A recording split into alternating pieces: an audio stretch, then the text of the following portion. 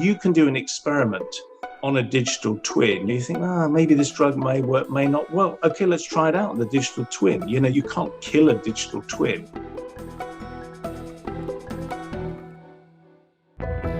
Welcome to the Best New Ideas in Money, a podcast for MarketWatch. I'm Stephanie Kelton. I'm an economist and a professor of economics and public policy at Stony Brook University.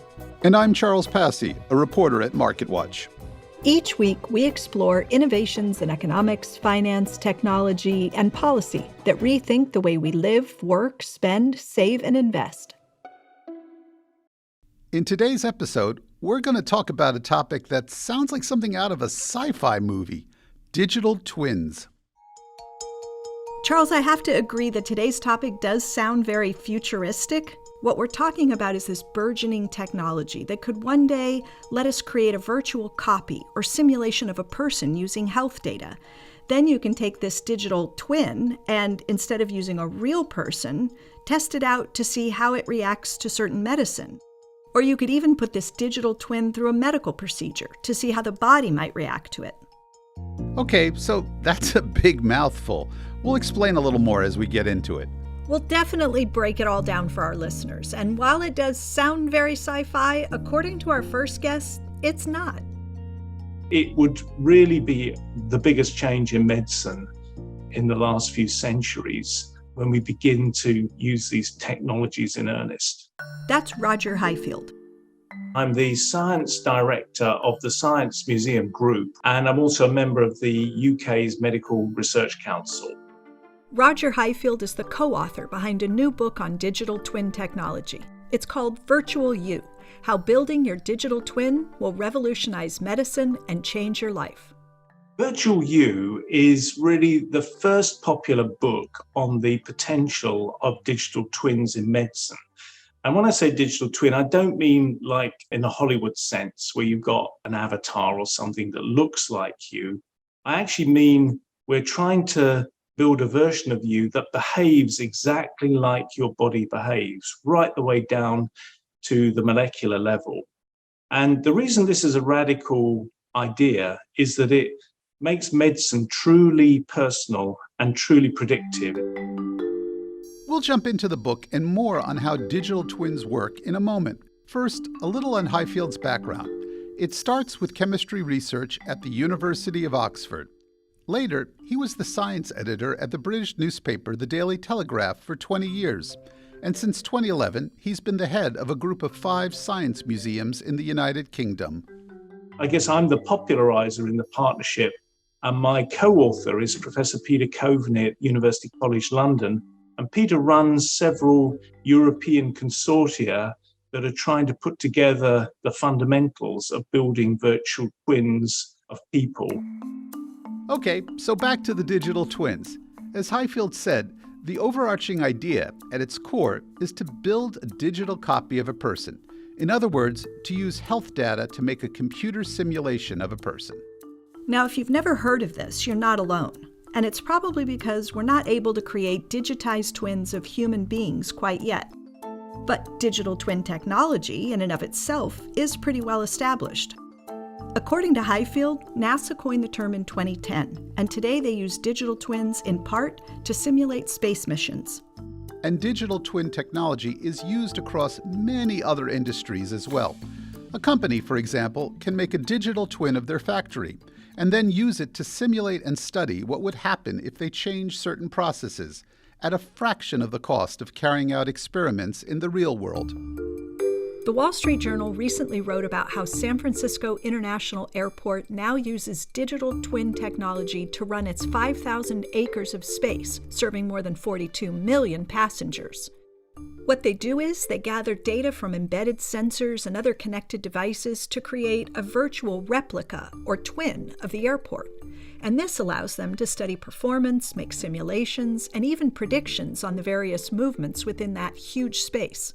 Yeah, right. And in his book, Highfield writes that digital twins are being used to create and optimize all kinds of things, like wind turbines, oil rigs, cars, and jet engines. And so, in effect, we're saying, look, hang on, theory in medicine and data in medicine and computation have reached the point where we can actually apply this thinking to human medicine as well. So today, it's no longer just factories and airports. This is where the digital twins of human beings come into the picture, or what Highfield also refers to as virtual you technology.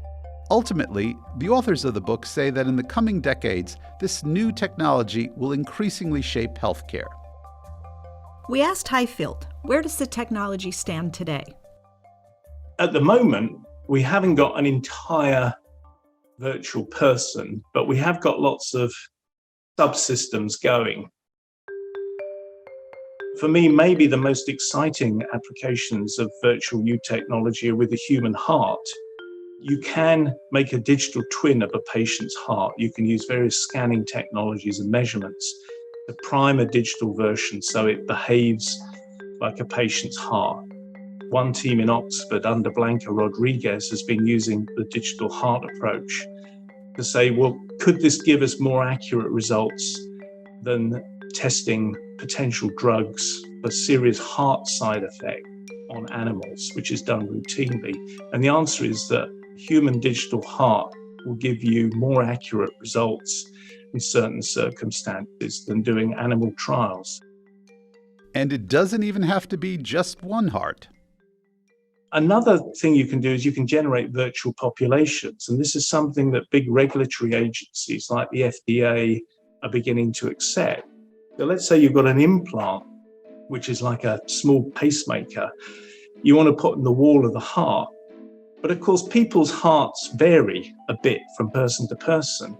So what you can do is with digital heart technology, you can generate a whole spectrum of different heart designs. And you can see whether that implant and the procedure you're going to carry out is safe on all these variants of digital hearts. So although digital twin human medicine sounds very futuristic, there are bits of it that are here right now. And there are lots of other examples I could go through, making digital twins of the immune system, of the way cells respond to viruses. There's a team in New Zealand working on lungs, on the digestive system. So there's a lot of virtual digital twin research happening in lots of different areas all over the planet, including the States. One of those places is in Frederick, Maryland. So my name is Eric Stolberg, and I'm Director of Cancer Data Science Initiatives in the Cancer Research Technology Directorate at Frederick National Lab for Cancer Research. The Frederick National Lab is a federally funded cancer research facility, and in 2020, it held an Ideas Lab focusing on innovations in digital twins for cancer. We had 5 different groups ultimately come together as a result of that meeting, and they began to envision a cancer patient digital twin that would be able to have an impact within 10 years. Among the initiatives was one from Georgetown University, a simulation of 1 million digital twins of pancreatic cancer patients. So that particular project is taking information that is collected from the patient in the medical system, and then using that to understand key features that would be indicative of the future behavior or response of the patient to different treatments. We asked Stolberg, are cancer patients able to benefit from the digital twin technology right now? It really at that point depends on what it is that you are working to twin. There are researchers at the University of Texas working with MD Anderson, which are building digital twins to look at how the tumors are responding over time to treatment. To the extent that the patient is immediately able to benefit, models are beginning to help the oncologists understand or at least monitor that progression more effectively, which is then feeding additional insight into the oncologists in the decisions that they're making. So in some ways, they are having a benefit from some of the early twinning that is occurring and being developed by the researchers. Stolberg explains that even with the technology being in its early stage, there are several spin-off benefits already. When we develop predictive models, we will find that those predictive models are not perfect. There's going to be many situations where we find the models are going to be inadequate based upon the predictions that we would expect. So then one of the spin-offs is that there's going to be new biological questions asked. Why did this happen? The model that we had developed predicted moving in one direction.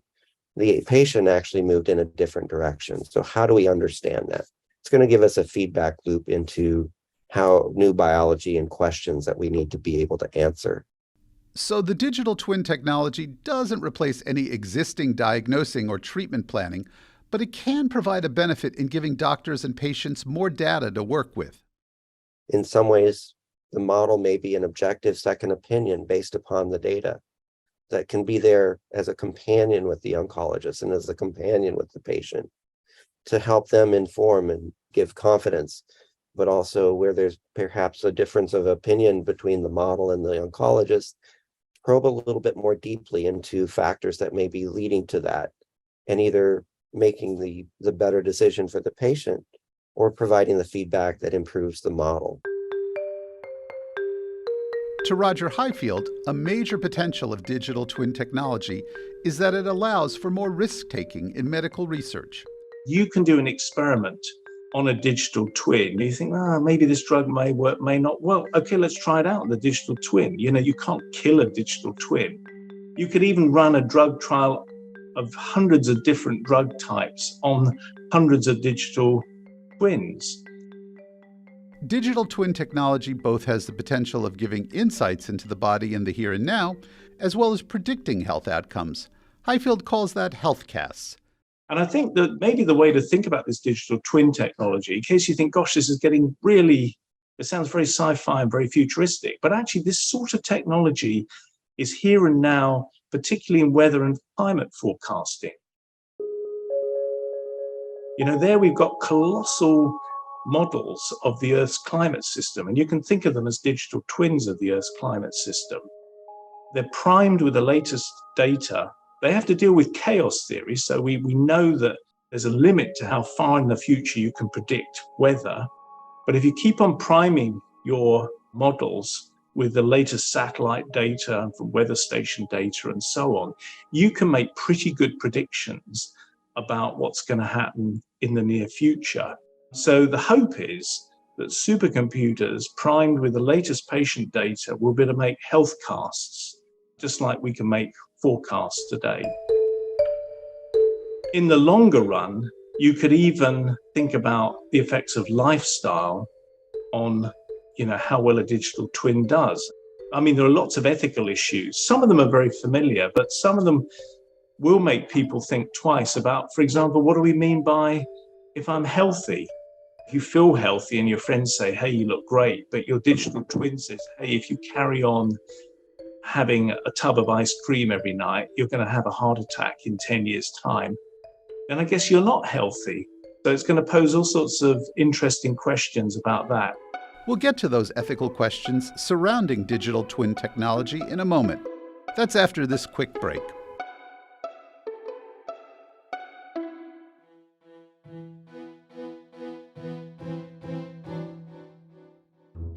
Welcome back to the best new ideas in money. Before the break, we talked about the potential of using digital twin technology in healthcare. As we heard, the technology is still at somewhat of an early stage. We asked Highfield, what are the biggest roadblocks standing in the way of digital twins becoming part of mainstream medicine? It turns out there are a few. The first that he mentioned was data. We've of course heard a lot about big data, but for this type of technology to work, we need what Highfield calls colossal data. Why? Well, the body is complex. On average, it contains 7 octillion atoms. That's, wait for it, 27 zeros. And while we're able to gather more and more data on the body, think of how often people have their blood pressure taken. The body isn't static. Your blood pressure changes constantly. So a lot of measurements we take are just snapshots of what's a very dynamic system. So what we're arguing for in the book is biologists often say, look, it's just too complicated to come up with theories and up-to-date data to do these sorts of things. But I think what we've shown, particularly with the human heart, is that it is now possible to make quite authentic digital twins of a patient's heart and do some interesting things with them that really does give you an insight into, the best way to treat that patient. But there's still lots of things that have to be laid down. So one could be getting more patient information and more dynamic information, so they're not a snapshot. We've already got a glimpse of what we can do with things like smartphones, gathering data continuously on a patient, the state of your body, about your blood pressure, your heart rate, your blood sugar, your insulin, and so on. And one way to get around not having to create all the data that the body contains is using artificial intelligence. That's because AI can help connect the dots so that we don't need to copy every single atom from the body to make a digital twin. AI can help a bit, although I don't want to oversell AI because it's only as good as the data that it's trained on. But you can train AIs to reproduce bits of the way the body works and so on. And then another potential roadblock is computing power, or rather the limits of computing power. You need pretty powerful hardware to manage this digital twin technology. Enter the supercomputer, also known as the exascale computer. These are massive computers, the size of a house or even an apartment building. Supercomputers are so powerful that they can quickly analyze massive volumes of data and realistically simulate extremely complex processes. They could accelerate development in clean energy, manufacturing, and as we're talking about in this episode, medical research.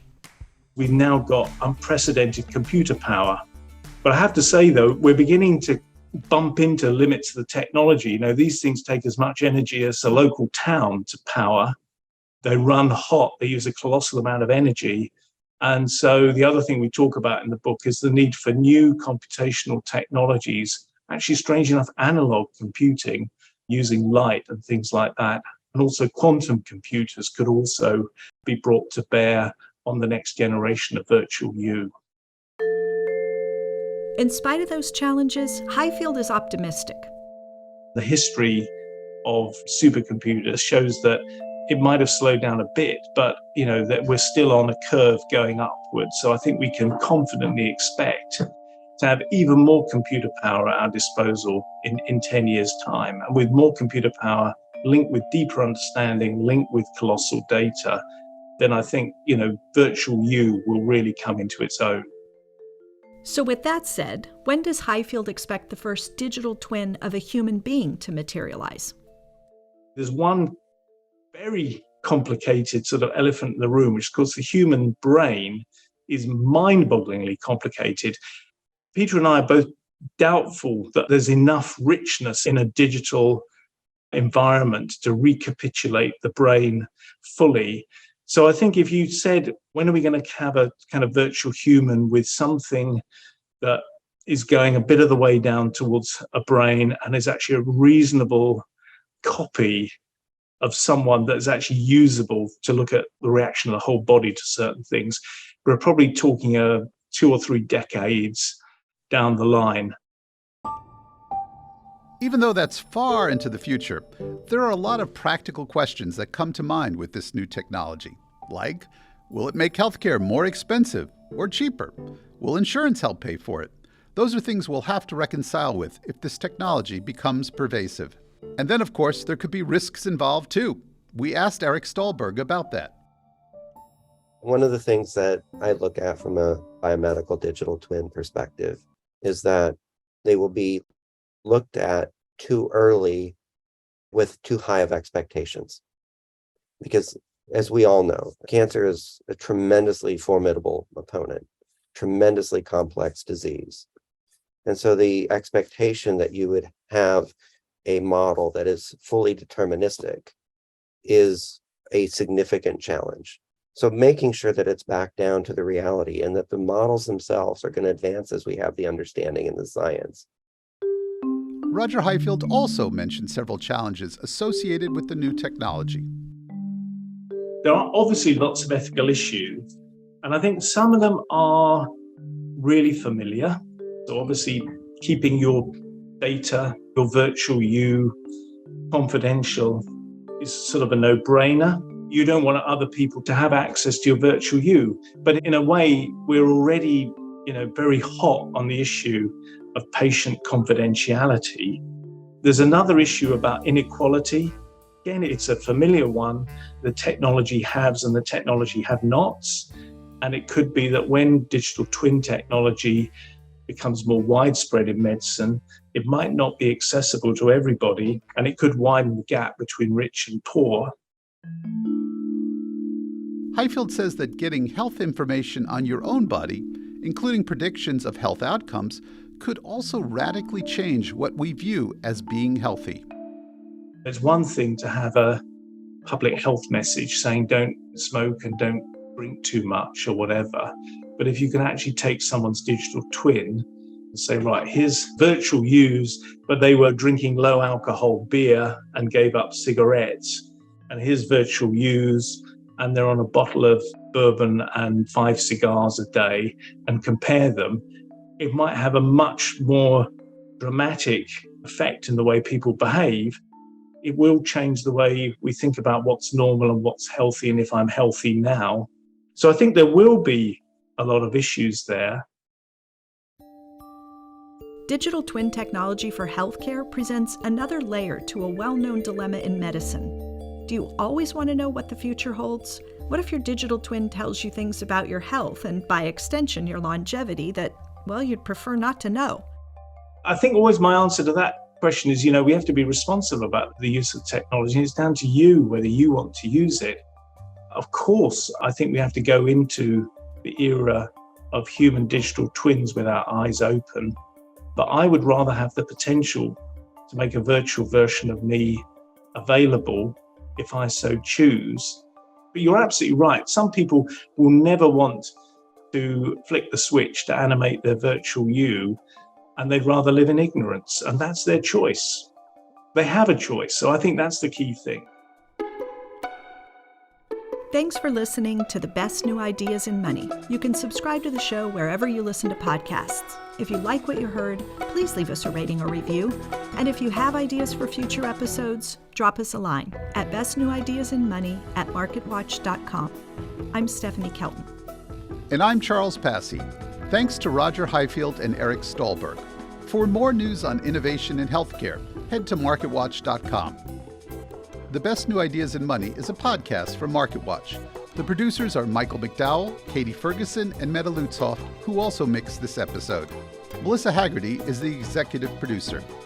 Stephen Kutz was our newsroom editor on this episode. The Best New Ideas in Money theme was composed by Sam Retzer. Stephanie Kelton is an economist and a professor of economics and public policy at Stony Brook University and not part of the MarketWatch newsroom. We'll be back next week with another new idea.